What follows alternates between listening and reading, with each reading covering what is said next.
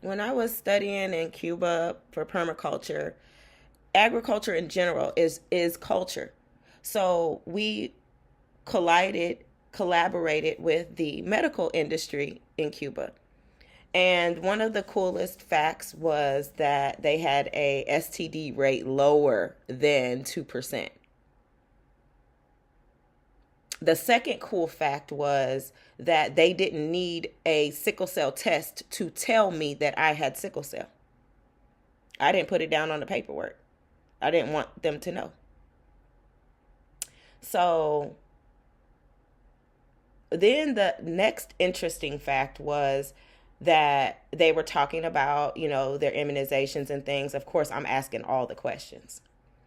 And my translator, Yoseti, she was just like right there. I would say, tell them like this. Okay, girl. And then she would need nice. I dragged that out. It was so cool. But anyway, the immunizations. What I learned was that not all countries, not all businesses, hospitals use our immunizations. Okay, follow me, work with me, work with me. And I learned that they didn't agree with our immunization process. And that because our immunizations are different, when we go to do as medical professionals, and when you were in holistics at University of Minnesota, they were one of the first entities to bring us all with the medical industry together. So I got to talk to the veterinarians, and we got to solve problems with the social workers and the pediatrics and women's health and men's health and reflexology, like all of these industries. It was the first time that they offered it. It was 2016. And we got to come together to see how our industries overlapped with misinformation.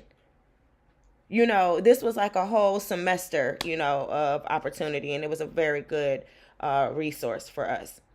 But if I'm doing a study or research and I'm pulling, I go to the medical journals or the medical articles and I pulling all this stuff about immunizations, the one biased situation that's going to be within this study is the fact that Australia might not have the same immunizations as Cuba or the United States or South America or wherever. It's not a guarantee that we're referring to the same brand.